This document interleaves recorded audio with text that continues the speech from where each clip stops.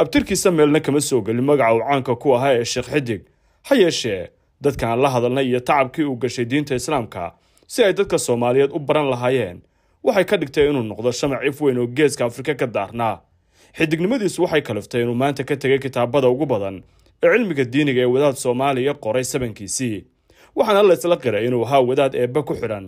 aan dhex gelin ishardiga diimeed ee taagnaa culimo kala duwan oo Soomaaliyeed aan la hadalnay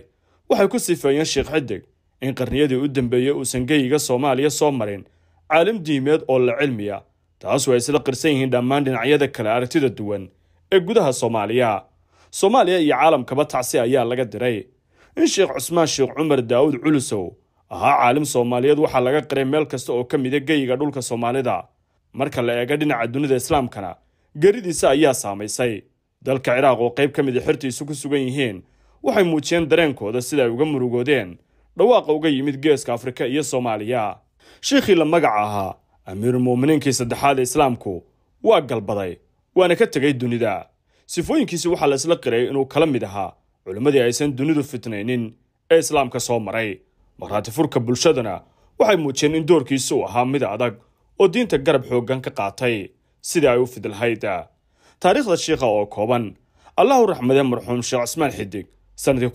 1940 ayuu ku dhashay deegaanka Dahar Awdhiblaawe oo ah baadiyaha magaalada Ceeldheer ee bariga gobolka Galguduud bartamaha Soomaaliya waxa uu ku abtirsadaa oo faafinta diinta islaamka ka tafiirsaday awowgii Sheekh Daawud Culusow oo ahaa caalim weyn hogaamiye iyo halgamaa gumaysi la dirira oo caan ka ah gobolada dhexe waxaana uu ku barbaaray oo ka yimid guri diimeed sida ay sheegeen ehelada Sheekh Cusmaan ayaa daada 5 sano jir ku bilaabay barashada Quraanka Kariimka waxay sanadahaasi u ahayd sheekha Allahu raxmade bilowga adayga samir iyo go'ida barashada diinta islaamka taasoo ka caawisay una suura gelisay inuu maanta ka galbaday dadkiisa oo jecel iyo diinta islaamka uu magac weyn uga tagayba taasoo aan cidna dood gelin daada 10 sano ayuu ku bilaabay barashada culumta diinta gaar ahaan ahkaamta iyo naxwaha isagoo ka mid noqday xirta adeerkiis Sheekh Cabdullaahi Sheekh Daawud oo saldhigeedu ahaa Ceeldheer gobolka Galguduud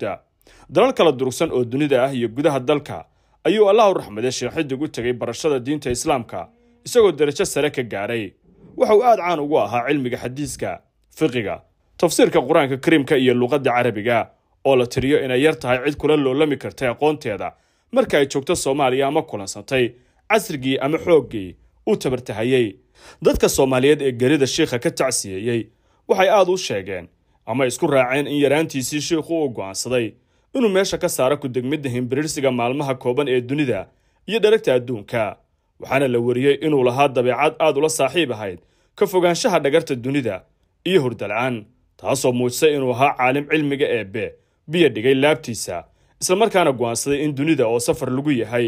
uu iska aruuriyo Sheekh Xidig waa tagay laakiin cilmigu dadka baray waa soconaya